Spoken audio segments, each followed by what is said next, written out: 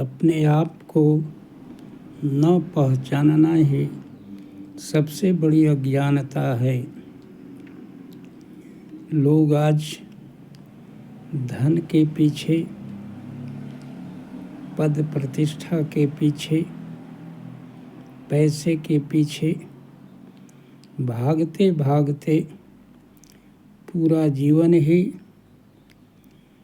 उसी में झोंक देते हैं, लेकिन जागते नहीं हैं। जागने का मतलब है सन्मार्ग पर चलना। यदि आप सन्मार्ग की ओर नहीं चले, केवल भौतिक साधनों को ही इकट्ठा करने में लगे रहे, तो आपका जीवन भी व्यर्थ ही चला गया। क्योंकि ये पैसे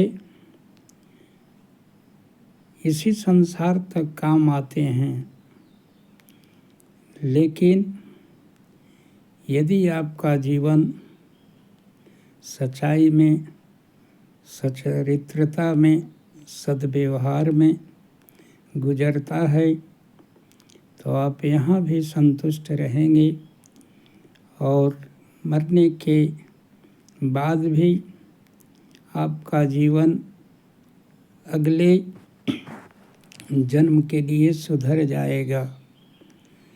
इसलिए नानक ने कहा है, कोई तन दुखी, कोई मन दुखी, कोई धन दुखी, थोड़ा थोड़ा सब दुखी, सुखी राम के दास। और जब तक मन में संतुष्टि नहीं आएगी, कितना ही धन मिल जाए, कितना ही पद पैसा मिल जाए, भीतर से आप दरिद्र ही बने रहेंगे। इसलिए कहा गया है, जब तक अंदर की संतुष्टि नहीं, तो मृग तृष्णा के समान कभी आप बाहर भागने की दौड़ कभी समाप्त नहीं होगी। इसलिए अपने आप को पहचानो।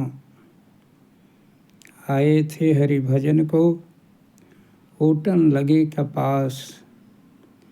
जिस काम के लिए आए थे, वह काम भूल गए और फिर से जो बार बार 84 लाख योनियों में भटकने के लिए बाध्य करता है, उसी धन की ओर ध्यान दे करके इस कीमती जीवन को आप कौड़ी के मूल में गवा दिए।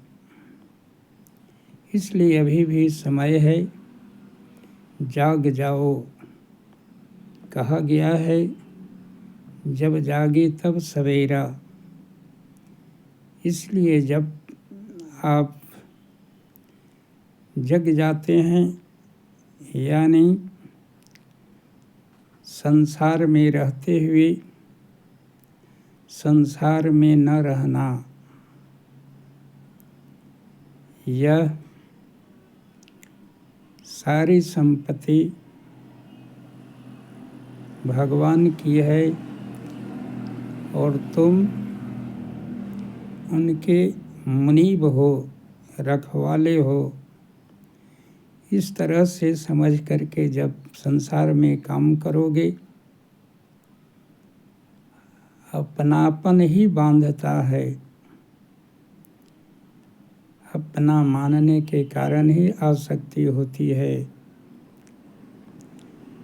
दूसरे के घर में आग लग जाए, तुम्हें कोई चिंता नहीं होगी, लेकिन तुम्हारे घर में आग लग जाए तो तुम चिंता से व्यग्र हो जाते हो, क्योंकि वह दूसरे का है, उससे तुम्हारा कोई लगाव नहीं है, आसक्ति नहीं है।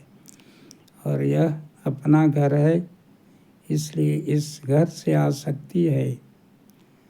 तो आसक्ति ही दुखों का मूल कारण है। इसलिए अभी समय है, अपने आप को पहचानो और संभाल लो और सद्गति बना लो।